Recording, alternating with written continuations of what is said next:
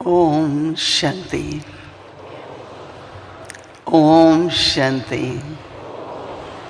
ओम शांति।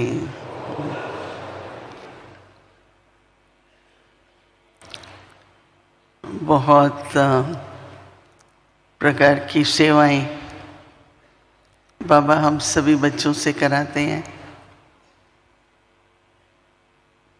लेकिन वर्तमान समय कुछ वर्षों से मन में ऐसा रहता है कि अगर हम सभी बाबा के बच्चे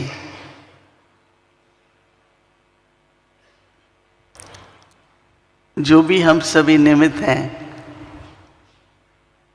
अगर हमारी स्थिति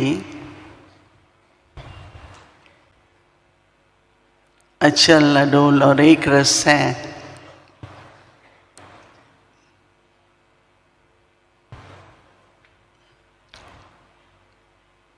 तो एक एक कितनों की सेवा करेंगे? हजारों, लाखों, करोड़ों। तो मैंने बहुत ज़्यादा समय, और ऐसे भी 2-3 साल तो कोविड के कारण आना जाना कम था,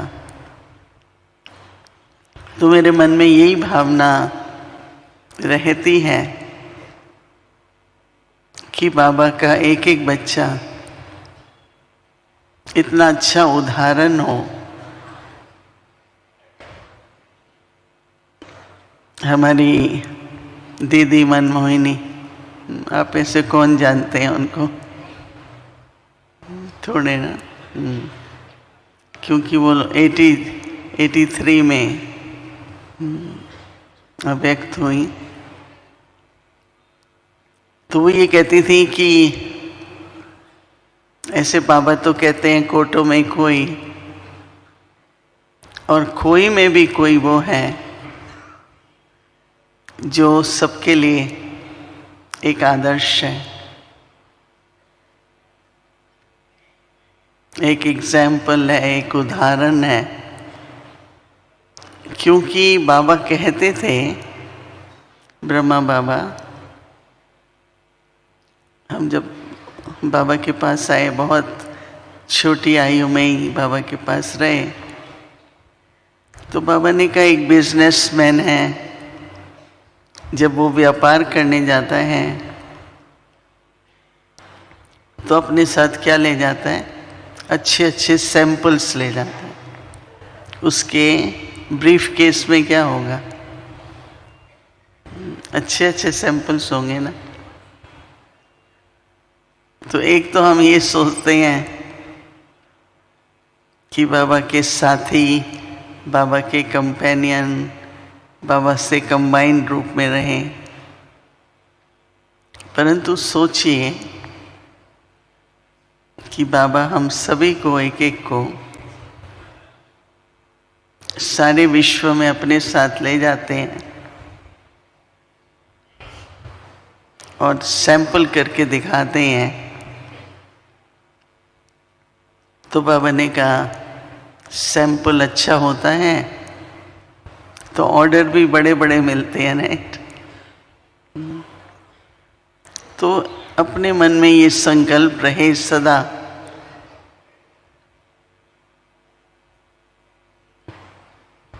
कि मुझे एक अच्छा उदाहरण बनना है। तो हम साधारण,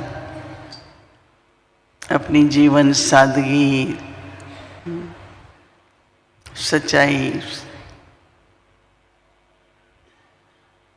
लेकिन हम लोगों की जो रॉयल्टी है,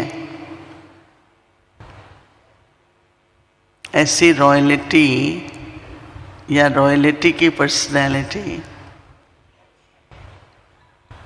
सारे विश्व में कोई नहीं है। साधारण से साधारण बाबा का बच्चा भी एक रॉयल बच्चा है, क्योंकि हम सभी वारिस हैं सभी वारिस रहे।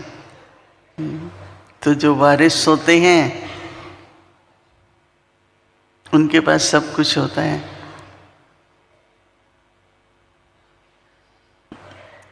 क्योंकि वर्षे में जब सब खजाने मिल जाते हैं तो वास्तव में मेहनत नहीं करनी पड़ती, परंतु वर्षे का जो जन्म सिद्ध अधिकार है वो हम सबको प्राप्त भी है, परंतु उसको यूज करना वर्षे को वो हर एक की समझ के आधार पर होता है। हमारे पास एक भाई है, तो जब देखो अपना सब कुछ सफल करते रहते हैं तो हम उनसे पूछते हैं कि आप तो बिजनेस भी नहीं करते, आप तो नौकरी भी नहीं करते, ये सब कैसे करते हैं? तो कहते हैं कि मेरे को वर्षे में मिला हुआ है। तो वर्षे में सबसे पहले क्या है? सबसे पहला वर्षा क्या है? जो दुनिया में कोई किसी को नहीं दे सकता, और वो है पवित्रता। क्योंकि जो प्योरिटी की पर्सनैलिटी है, कल मुरली आप सबने सुनी तो बाबा ने कहा कि ऐसे तो पवित्रता सन्यासी, साधु, विद्वान उनमें अपने तरह से हैं, लेकिन उनके पास योग बल नहीं है। और आजकल हम बहुत कहते हैं कि शांत अर्थात एक साइलेंस का भी बल हम सब में है। तो हर गुण, हर शक्ति, उसका आधार है पवित्रता।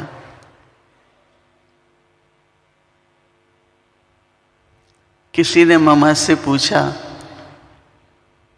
ममा थी उस समय पर, ममा कई ज्ञान में नहीं है पर उनका स्वभाव बहुत अच्छा है, शांत रहते हैं, गंभीर हैं, मीठा बोलते हैं, और हम लोगों से भी उनका स्वभाव ज़्यादा अच्छा है। तो क्या फर्क हुआ?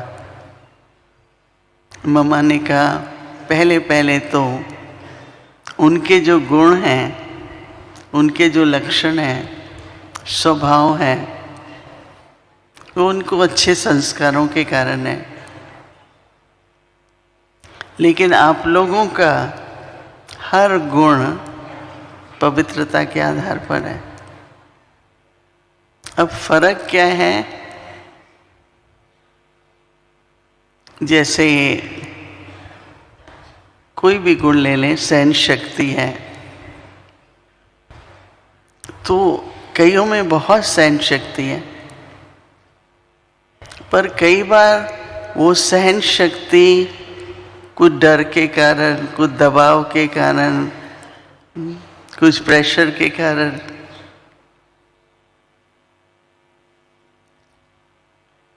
लेकिन हम लोगों की जो सहन शक्ति है,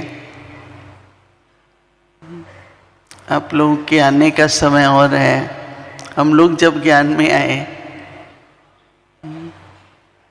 तो दादियाँ जब शुरू में निकली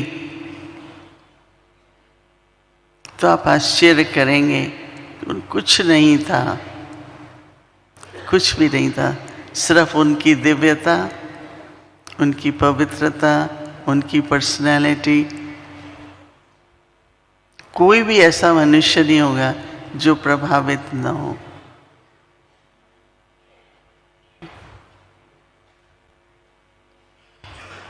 आजकल तो देखो बहुत बहुत फैसिलिटीज या सुविधाएं,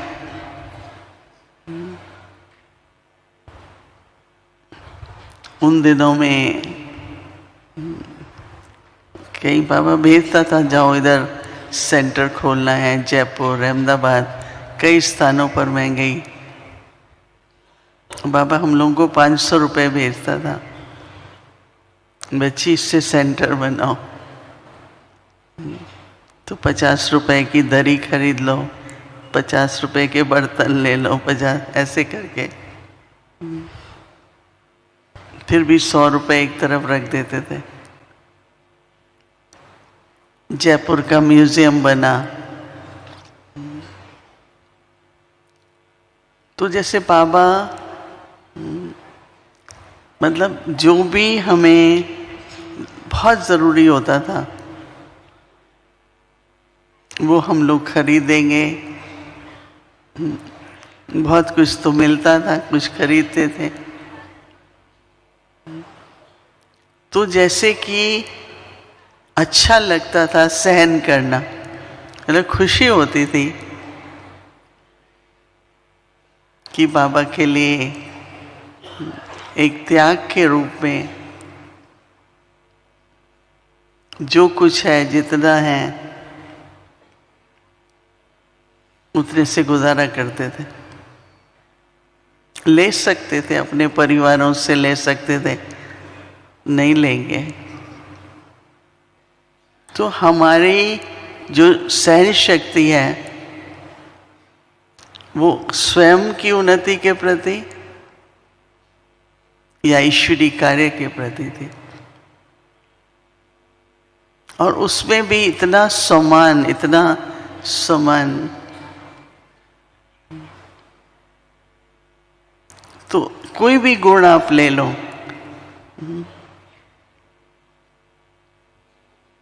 थोड़े दिन पहले बाबा ने मुरली में कहा, जो अभी भी है, कि सबसे बड़ा गुण है संतुष्टता। सभी सदा संतुष्ट रहते हैं कि कभी कभी थोड़ा असंतुष्ट होते हैं, कोई कंप्लेन होती है।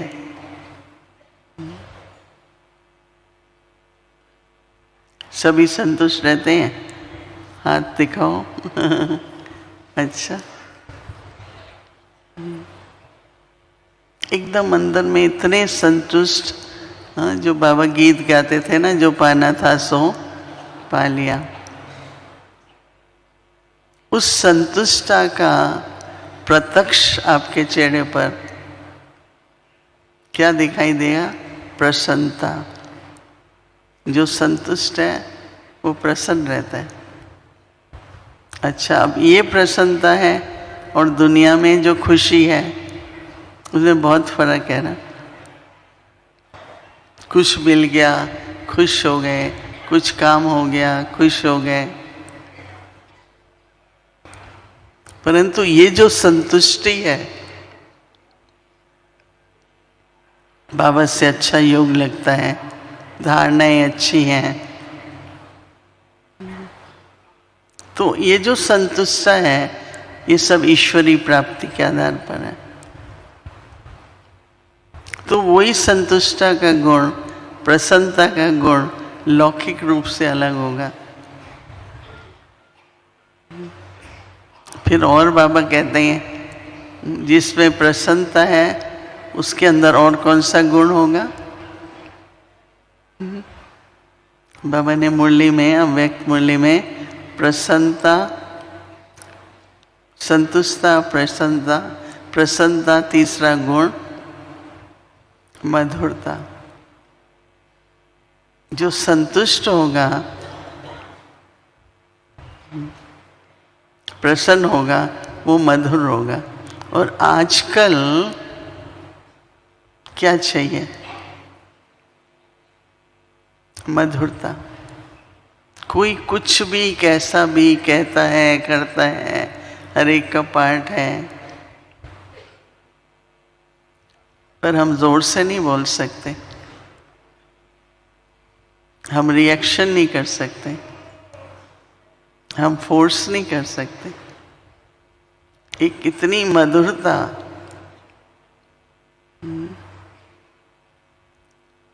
तो अब ये तीनों गुण अगर हम देखें तो इसका आधार फिर क्या है? पवित्रता। क्योंकि अंदर कुछ न कुछ, थोड़ा भी कुछ अशुद्ध मिक्स हो जाता है, बीती बातें आ जाती हैं, कोई संस्कार के कारण भारीपन हो जाता है। तो जब ये सब होता है तो मधुर नहीं रहते ना। कैसा भी कोई स्वभाव वाला है, कैसे भी संस्कार वाला है, मुझे अपनी मधुरता नहीं छोड़नी है संभव है ना। बाबा ने कहा है तो जरूर संभव है, पॉसिबल है तभी ना। और तीनों गुण बहुत पर्सनालिटी में, संतुष्टता, प्रसन्नता, मधुरता। तो देखिए आज उमंग की बात हम करते हैं, पंखों की बात करते हैं, उड़ते चलो। उड़ने के लिए सबसे पहले तो हल्का बनना पड़ेगा। कोई भी अपने ऊपर बोझ लेना नहीं है, भारीपन नहीं है, कोई बात अंदर में जमा नहीं है।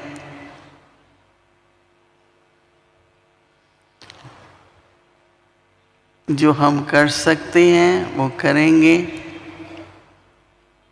जो नहीं कर सकते हैं तो बाबा को समर्पण कर देंगे। बाबा आप मदद करो, परंतु भारीपन नहीं, अंदर नहीं रखना है। कई बार कईयों के अंदर बहुत त्याग होता है, बहुत ही त्याग होता है, लेकिन अंदर में कई बार भारीपन हो जाता है। क्या है कि हम कुछ बातें लेके कोई चिंता के रूप में, कोई संशय के रूप में, क्या होगा, कैसे होगा। बाबा के महावाक्य याद रखो, जो हो रहा है वो भी अच्छा और जो होगा और भी अच्छा। ऐसे बाबा के कितने महामंत्र हमें मिले हुए हैं। उनको समय प्रति समय जैसे ज़रूरत है उनकी स्मृति लाओ, तो उस स्मृति की समर्थि से वो कार्य हो जाता है।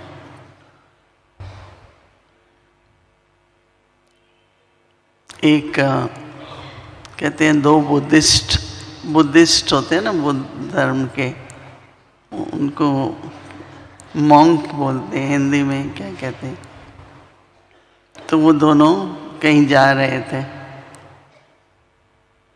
तो रास्ते में उन्होंने एक बहुत बड़ी नदी देखी। तो देखा कि एक वहाँ पर स्त्री थी, वो डूब रही थी। तो उनके मन में था अभी हम तो हाथ नहीं लगा सकते, उसको डूबने दें या क्या करें। तो जो एक मॉन्क था वो फटाफट नदी में गया, उसको उठा के किनारे छोड़ के फिर चलने लगा। तो दोनों फिर भी चलते रहे। तो दूसरे मॉन्क ने कहा, भाई तुमने अच्छा काम नहीं किया, आज तो तुमने स्त्री को हाथ लगा दिया। उसने कहा मैंने तो काम करके भूल भी गया, तुम अपने मन में उसको रखे हुए हो, जिसको इंग्लिश में कहते हैं you are carrying with you are holding. मतलब आपके अंदर में अभी तक भी वो संकल्प है कि मैंने ऐसा क्यों किया, मैंने कुछ अशुद्ध किया। तो कई बार क्या होता है कि हम लोग मन में पता नहीं क्या क्या क्या क्या बैगेज रहता है, तो उड़ कैसे सकेंगे, उमंग उत्साह कहाँ से आएगा? क्योंकि उन्हीं बातों का बार बार मन के ऊपर प्रभाव होगा। तो अगर हम चाहते हैं, जैसे हम दादियों को देखते थे, दादी प्रकाशमणि थी, दादी जानकी इतनी बड़ी आयु, इतने वर्ष इस यात्रा पर रहे, परंतु दादी का उमंग उत्साह इतना था अपने पुरुषार्थ के प्रति और सेवा के प्रति। तो जितना हो सके होना तो ऐसा चाहिए कि आधा मिनट 1 मिनट पहले भी जो हो गया होना था ऐसा ड्रामा। ब्रह्मा बाबा मुरली पूरी करते थे और मुरली पूरी करने के बाद बाहर निकलते थे तो हम में से कई बाबा के साथ पैर चलते हुए बाबा के कमरे में जाते थे। बाबा ने जो कल पहले मुरली चलाई बाबा ने आज भी चलाई। हम लोग होते हैं किसी से बात की या प्रवचन किया, मुझे ये नहीं कहना चाहिए था, मुझे ये नहीं करना चाहिए था, ये ठीक नहीं था, पर वो तो अभी हो गया, ड्रामा हो गया ना। अभी तो आगे देखना पड़ेगा ना, मुझे आगे क्या करना है। एक अव्यक्त इशारा आप लोग सभी होमवर्क करते होंगे, इतना सुंदर था। जो कुछ हो रहा है ड्रामानुसार, जो कुछ चल रहा है बहुत अच्छा है, लेकिन फिर भी समय अनुसार, समीपता अनुसार हमें सोचना है हमें क्या करना चाहिए। तो ड्रामा को अप्लाई किया, फुल स्टॉप। तो फिर वही सोचते रहना या अभी उसके आगे क्या करना है मुझे। तो बहुतों का टाइम ऐसा ना होता तो अच्छा था, ये नहीं होता तो अच्छा है, ये होता है ना, संकल्प चलते हैं और वो संकल्प काफी व्यर्थ जाते हैं। होना क्या चाहिए कि अच्छा इतने तक हो गया, एक्यूरेट था, ड्रामा था, अब मुझे नेक्स्ट क्या, आगे क्या लिखना है, आगे क्या सोचना है। तो उमंग है तो बढ़ रहे हैं ना आगे, नहीं तो फुल स्टॉप के बाद भी तो आगे लिखना होता है ना। लिखते नहीं हैं पर स्टक हो जाते हैं, जैसे नहीं, जैसे आगे अभी चल आगे वही बात मन में आती रहती है।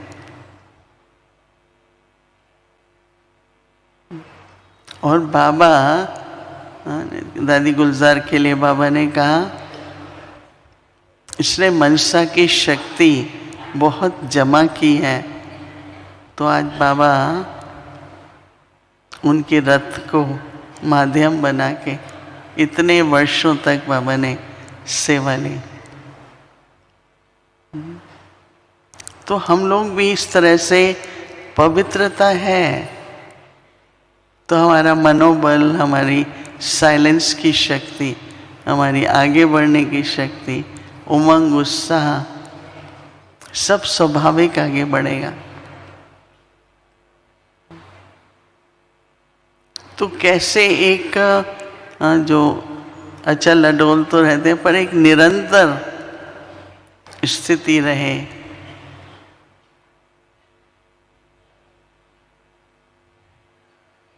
उड़ रहे हैं कि नहीं कैसे पता चले।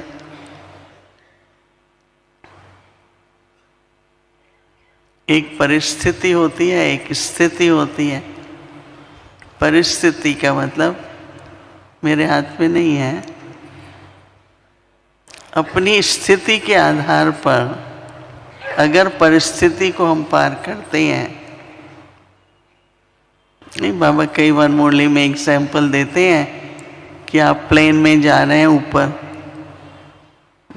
प्लेन तो 30,000 कितने कितने माइलेज ऊपर होता है, और नीचे आप देखते हैं जब उतर रहा होता है प्लेन तो इतने बड़े बड़े मकान, बाबा ने कहा ऐसे लगता है जैसे माचिस की डिब्बी है। नहीं, ऊपर से देखते हैं बहुत छोटा छोटा लगता है। तो अगर आपकी स्थिति ऊंची है तो परिस्थिति कैसे लगेगी? ये तो कोई बड़ी बात नहीं है।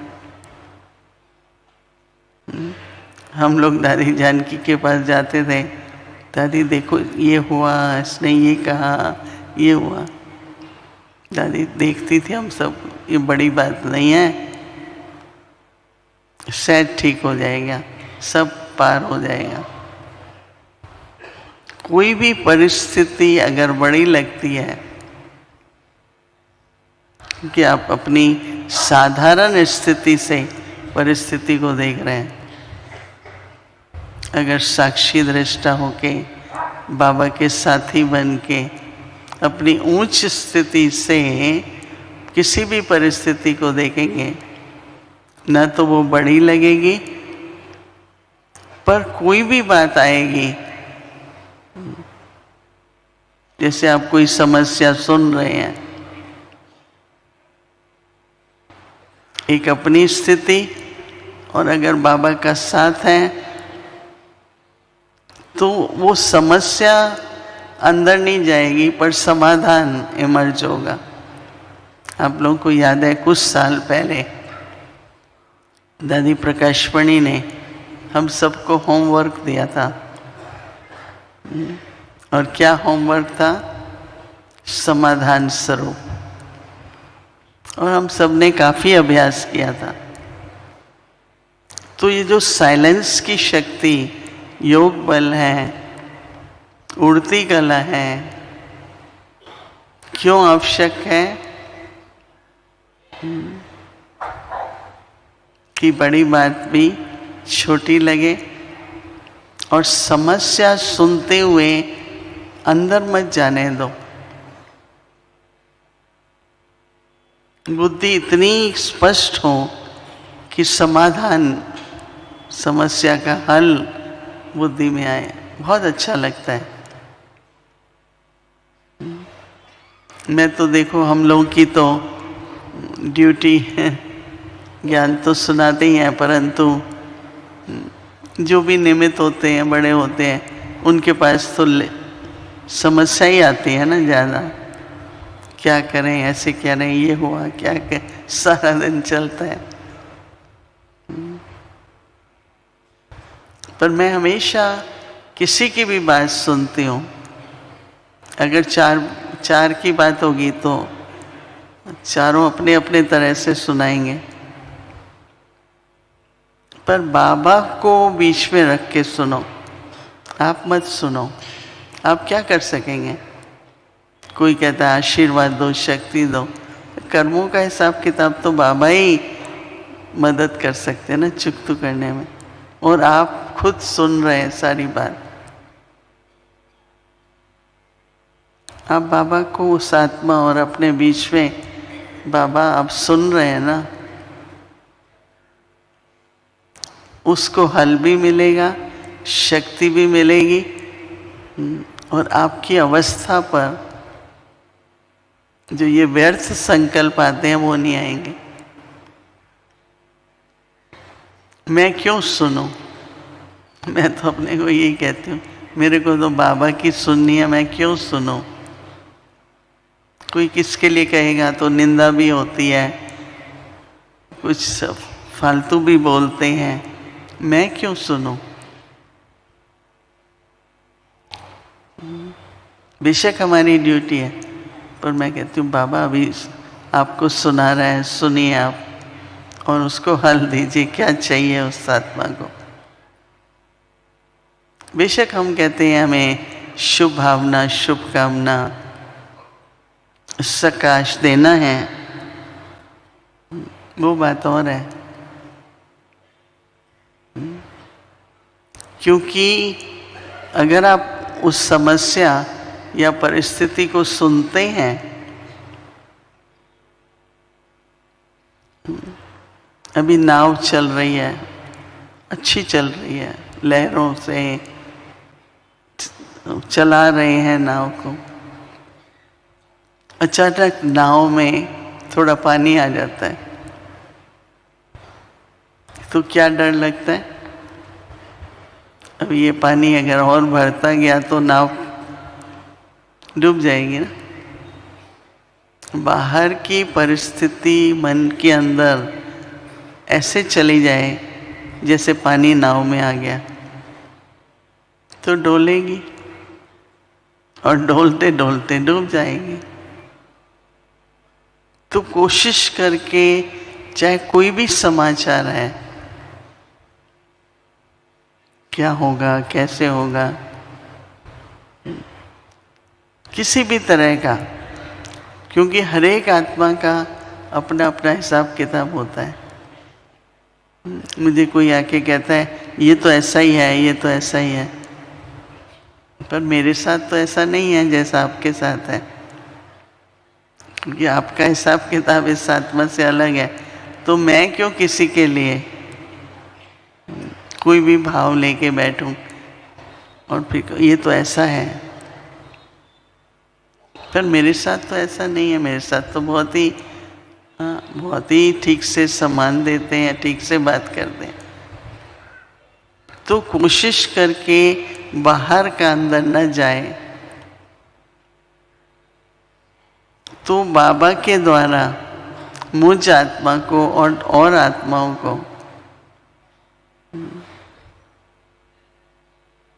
समाधान भी मिलेगा, शक्ति भी मिलेगी। अब इसको कहते हैं योग बल। कई कहते हैं योग बल, अच्छा अभी ये काम नहीं हो रहा है, चलो 1 घंटा ज़्यादा भट्टी कर लो। क्या हमेशा किसी को मतलब कुछ करने के लिए ही हमको योग करना है क्या? सबसे पहले तो मुझ आत्मा को योग की जरूरत है न केवल विकर्म विनाश करने के लिए, परंतु बाबा के संग के रंग में मैं भी बाप समान मास्टर बनूं। बाबा शांति के सागर हैं, मैं मास्टर शांति का सागर हूँ। बाबा सुख के सागर हैं, मैं मास्टर सुख का सागर हूँ। तो वो कब होगा? जिस कोई भी बात, न कोई इच्छा न कोई समस्या,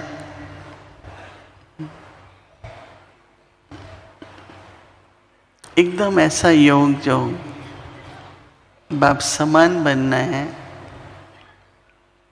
बाप के संग का रंग लगे,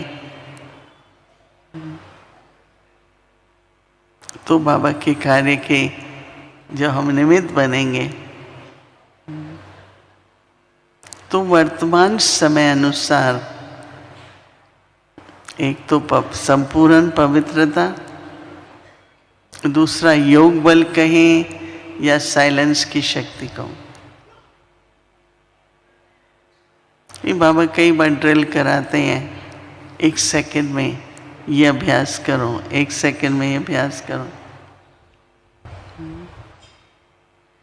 तो हम लोगों की जीवन त्यागी तो है, पर सबसे बड़ी शक्ति है अभ्यास की। एक आदत डाल लो। इसलिए दादी प्रकाशमणि ने शांति वन में हर घंटे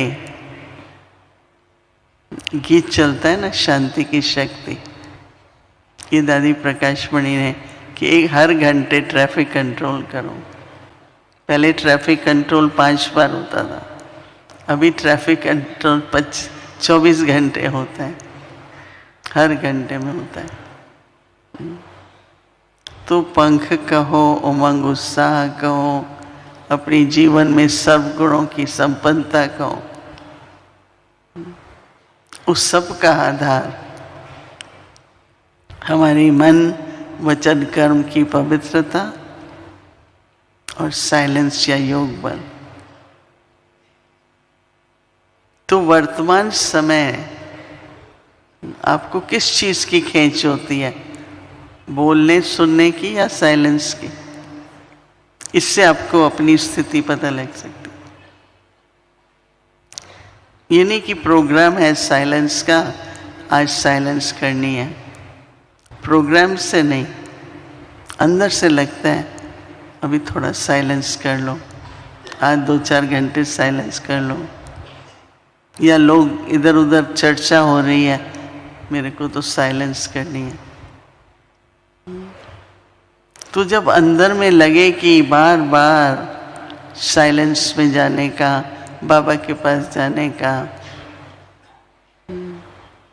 जैसे कि अंदर में बहुत दिल होती है, तो इससे पता चलता है कि पवित्रता का हल्कापन और योग बल बढ़ रहा है। ठीक है, तो मैंने ये सोचा कि 15 मिनट हम लोग अभी एकदम ऐसा अभ्यास करेंगे जिसमें मन एकदम शुद्ध, निसंकल्प,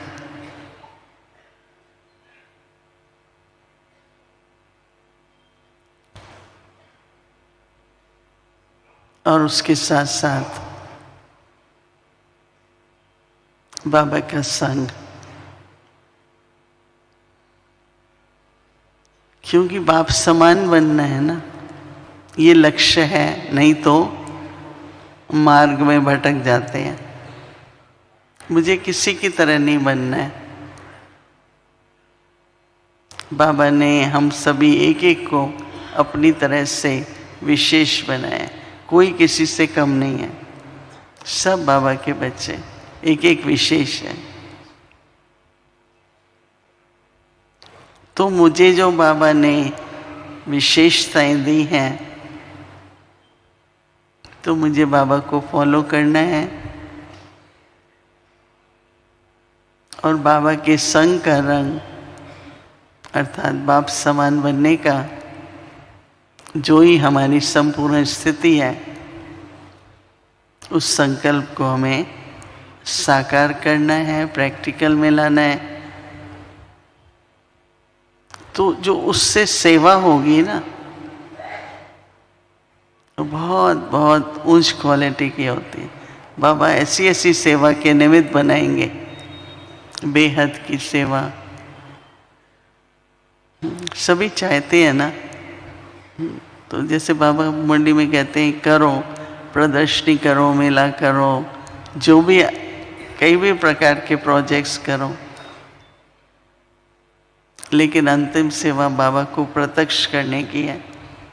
और बाबा को प्रत्यक्ष करने के लिए मुझे बाबा ने कहा खुद को अपनी संपूर्ण स्थिति, बाप समान स्थिति से हम बाबा को प्रत्यक्ष कर सकेंगे। रेडियो की अनाउंसमेंट भगवान आ गया है, वो तो बहुत सारे आजकल तो रोज़ 1-2 दिन के बाद एक गुरु और एक भगवान तो आते ही हैं।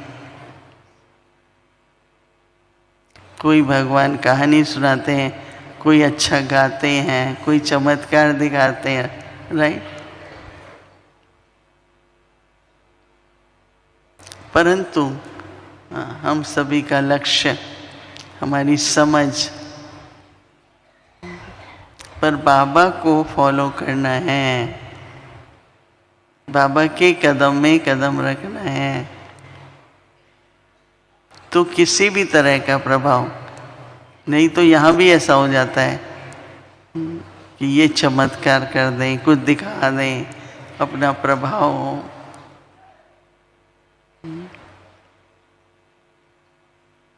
तो इसलिए अंदर में एकदम शुद्ध